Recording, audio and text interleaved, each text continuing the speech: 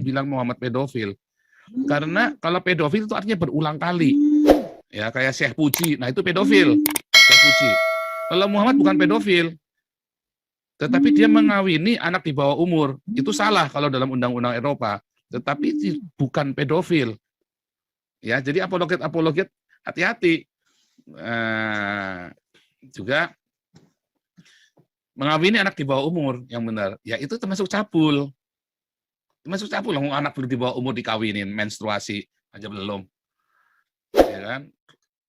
Terus apalagi pengen mengawini Bunda Maria tadi kan. Nah, itu udah cabul, artinya belum, masih jauh di sana udah mau ngawinin. Nah, itu cabul. Jadi saya nggak salah. Makanya Gus Yakut, ayo sini dong.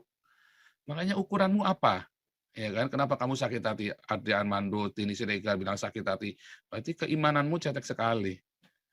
Nah, kalau mau tanya bisa ketangkep nggak? Nggak bisa. Bukan nantang, nggak bisa. Sombong amat. Nggak bisa. Pakai undang-undang hate speech. Saya tidak pernah hate speech. Kalau tadi saya tunjukkan itu hate speech yang tadi itu. Saya kan suruh Anda semua untuk mengasihi orang Islam. Perangi ideologinya. Dengan apa? Dengan yang penginjilan. Bagaimana memerangi ideologi Islam? Dengan marturia, penginjilan. Ya kan? Nah, lalu Anda akan dibalas dengan aniaya. Kita tidak boleh membalas dengan perang lagi, dengan perang fisik. Kita terus begini. Inilah yang diizinkan oleh Tuhan Yesus, seperti yang saya lakukan ini. Berseru sekeras-kerasnya. Dengan segala resikonya kan. Yohanes dibunuh gara-gara ngomongin si Herodes cabul. Ya kan? Yohanes itu dipenggal kenapa? Gara-gara nuding mukanya Herodes cabul. Sama. Saya pun dikejar mau dibunuh gara-gara saya nuding mukanya Muhammad cabul kan. Bedanya apa saya sama Yohanes Pembaptis kalau saya mati nanti? Ya kan? Maka saya akan ditahbiskan menjadi nabi kan, benar-benar akan diakui oleh nabi seluruh umat manusia. Satu-satunya yang berani menyuarakan Muhammad cabul kan cuma saya di seluruh dunia. Coba ada nggak? Nggak ada kan yang berani bilang Muhammad cabul. Cuma saya doang yang berani terang-terangan begini. Karena saya seorang nabi kan. Dan saya tugasnya meluruskan kesesatan Muhammad. Abdul aja bulannya. Iya. Dibuka habis. Iya dong, kita harus bilang kenapa cabul? Karena dia menikah bolak-balik, ya kan?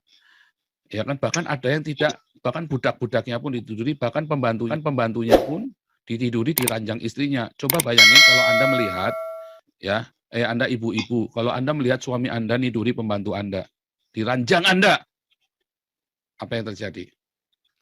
Diamputasi lah titiknya lah. Apa yang ingin ditunjukkan? Dikritikin sampai mampus. Diamputasi titiknya itu loh, kemarin itu loh yang terjadi di koran-koran tuh, sama istrinya diamputasi suaminya tuh titiknya kan. Iya. Iya dong. Nah, kalau Jokowi bilang kemarin kan, kalau ada yang seks dengan anak kecil ya mau dikebiri. Ya kan? Muhammad itu kan seks dengan anak kecil dikebiri kan. Yang kedua, ya kan? Itu katanya sudah yang ketiga sekarang buktiin Muhammad cabul. Yang pertama kan karena tua-tua. Dikasih ayam. Ya udah 2 saja cukup dah. Nanti yang ketiga buat besok. Jadi itu sebuah bukti. Itu adalah sebuah bukti bahwa ayo Gus Yakut debat agama sama saya yang benar. Ya, jangan ngomong masalah tanggung jawab. Saya juga nggak kenal sama Gus Yakut. Ya, saya nggak pernah nyuri dari rumahnya Gus Yakut. Ya, nggak pernah curi apa-apa dari rumahnya Gus Yakut. Jadi apa yang bertanggung jawab? Saya nggak pernah pinjem barangmu nggak dikembalikan juga nggak pernah kan.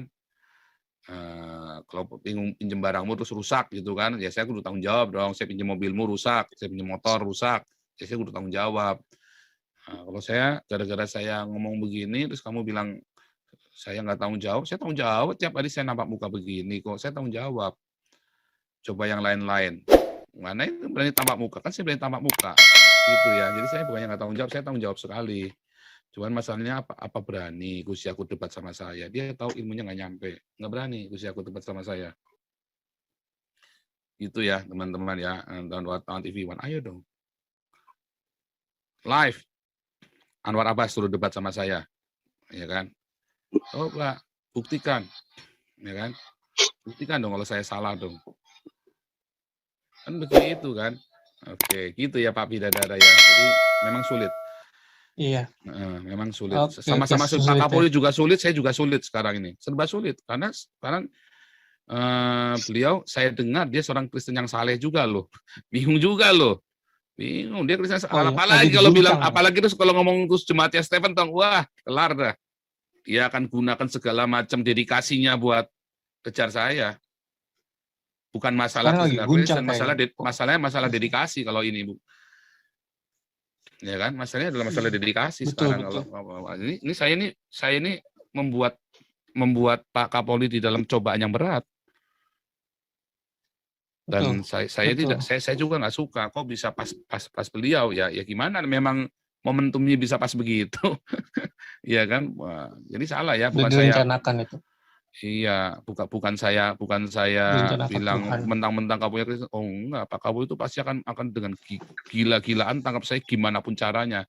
Itu yang membuat saya ngeri-ngeri sedap. Kalau Kapolrinya Muslim, saya nggak akan ngeri-ngeri sedap. Nggak akan takut saya.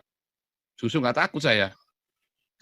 Ya kan? Pasti nanti mereka cuma akan bikin retorika doang. Nah ini masalahnya Kapolri Kristen dan katanya orang yang saleh. Tapi saya nggak tahu kalau begitu ngomong orang ini, waduh, sedap ngeri-ngeri sedap. Nah, saya tantang Ketua MUI Anwar Abbas untuk berdiskusi dengan saya tentang agama. Saya tantang itu si Pak Robikun berdiskusi dengan saya tentang agama. Jangan bilang saya lari tanggung jawab. Saya tidak pernah lari dari tanggung jawab. Saya yang berlaku di saya hari ini ada hukum Eropa. Sehingga saya tidak pernah lari. Saya tidak pernah lari. Ya, polisi tahu persis saya tidak pernah lari dari tanggung jawab. Indonesia sudah berdiri sejak tahun 70, sudah 70 tahun lebih, sejak tahun 1945. Tetapi para ulama ini gagal mengajarkan Tuhan yang benar kepada umatnya. Artinya Pancasila gagal. Dan saya, Joseph Paul Zhang, Nabi ke-26, saya menggugat Pancasila dan menggugat Indonesia. Saya menggugat Pancasila dan menggugat Indonesia.